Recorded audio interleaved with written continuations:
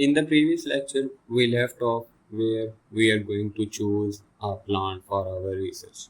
So basically why plant is important, because we have selected a gene family and we are going to study the genome-wide analysis of this gene family in a particular organism. So that particular organism we are going to choose as a plant. So we are going to do genome-wide identification in plants.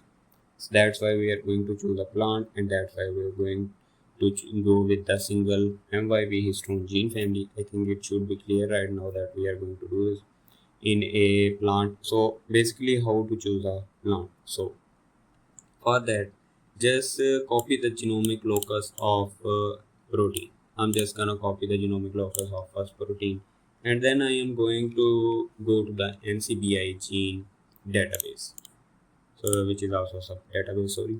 So just gonna type our genomic locus there, and it is going to show us the information of the genes.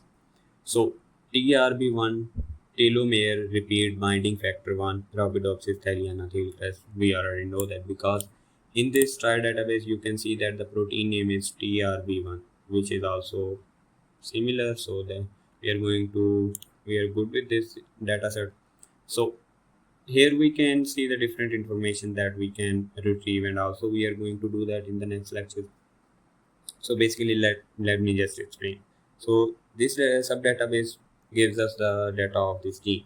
So the gene data that we can see is gene symbol TRB1, gene description, primary source, locus tag is also present, which is also very important for your RNA-seq analysis, and RefSeq status is also reviewed. So here we can see all this information is available. You can study this as well. After that, we can see number of chromosome it is present is 1, and the exon count is 7. So it means that it is present on the chromosome number 1, so which is also very important because we are also going to do this as well, chromosomal location, gene location on chromosome. So if I scroll down to the NCBI references sequences, so here we can see that the reference assembly tab, genomic reference assembly is present in the FASTA format, which we are going to also download, and mRNA and proteins are present. So I'm just gonna open the protein tab, and here you can see it, telomere repeat binding factor 1, Arabidopsis thaliana. This is the protein. So I'm just gonna sorry. So let me just tell you a little detail about this.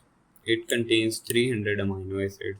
Remember that this protein contains 300 amino acid. Also different type of variation, different types of other identical protein you can find here, and also we can retrieve the FASTA format. So I'm just gonna click on the FASTA file, and I'm just gonna copy this protein data. So after copying this protein data, I'm just gonna open BLAST NCBI. So I'm just gonna open the basic local search alignment tool. If you are doing bioinformatics, you should have used this tool, as it is the most common tool that everyone is using right now. So I'm gonna paste our accession number. After pasting our accession number, I'm just going to select the database. So I'm selecting non-redundant protein sequences, so that you should also have to choose. And the plant that we are going to choose is sunflower. So I'm basically choosing sunflower. You can choose any other plant for your research, any other plant that you want to choose. So I'm just gonna stick with the Alanitis, and which is sunflower in my case. So just gonna show the result in a new tab. So what Blast is doing right now, Blast is searching for the homologs. It is gene homology modeling as well. We are searching the homologs of a gene. These genes homologs will be identical to the genes that we saw in, like TBR1. It is a protein. So TBR1 protein contains a homolog in sunflower, or this one. So here you can see that 55 sequences are related to the TBR, telomere repeat binding factor 1 of sunflower. Because we particularly choose sunflower, that's why there are so many homologs. So let me just explain what a homolog is. So a homolog is basically a homologous combination of sequences. So homologous combination of TBR1 protein in a sunflower is, so we are just going to select our first one. So after selecting, you have to choose some particular queries. For example, how much is the query cover? So in the protein case, if you have a query cover less than 30%, your protein is not identical, means this query number is not enough. So for that, if in my case and in your case as well, if the query cover is less than 30%, you are going to skip that protein. You are moving to the next protein. So in my case, the query cover is 79%, as you can see here, 79%. So E value is also good, 60 to 90, and the percentage identity. For example, in 80% of query cover, 60% is identical to the TBR1 protein. So this means that this plant is good, and this database, this homolog is also doing very nice with our plant. So I'm just gonna copy its accession number, and we are going to open the NCBI protein database. So we are going to go open the NCBI protein database, and we are going to paste our proteins accession number. So after pasting the accession number, let's see if this protein opens us the analysis. There you see, now we have got a homolog of a single protein. So here is a telomeric repeat binding factor 1 in Helenichthys, which means in sunflower we got the first homolog. So we are going to just click on FASTA and see if this sequence is, yes, it is present in the FASTA, and in the previous slide you can also see there are 299 amino acids present as well, which is very good for our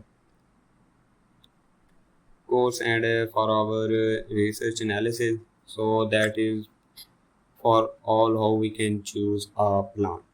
First of all, what we did is we chose a gene family. After choosing a gene family, we chose a single plant. For example, in my case, I chose sunflower. You have to research on your particular plant. For example, in Pakistan, I'm living in Pakistan. So in Pakistan, sunflower can grow very easily. So in my lab, I can grow sunflower for in-lab analysis. This is very okay for me, and this is right. If you are living in, for example, if you are living in, I think USA. So if sunflower cannot grow there, you have to choose a different environment. You have to choose a different plant for your research. For example, what we are going to do, if I live in Saudi Arabia, for example, I can choose date plant, palm trees. So the date plant can also help me in your research. How can I identify the genome wide in date plant, which is also going to be very important for the research community, because these research papers are very nice to work. This is just a step up in your bioinformatics analysis. So in the next lecture, in this section, what we did was we chose the basic layout of our paper. For example, we choose a gene family, we choose a plant to work with, and after choosing these two, we are going to now see the paper. If the papers are already presented on these topics, we are going to skip this family, and we are going to skip this paper, because I think there won't be any paper because this family is too short. In your case, it is very important to search the different literature databases. So in the next section is very important to to see how much papers are already presented, and if my particular plant and gene family has a paper, we have to skip that. You have to skip that. That is very important. If the paper is already published, this is not going to be very, say, important for you, and this is not going to be very like similar work. So that was it for this. So in our plan, we have made this section very successful, I think so. We choose a gene family, we choose a plant. So that was it for this lecture. Thank you so much.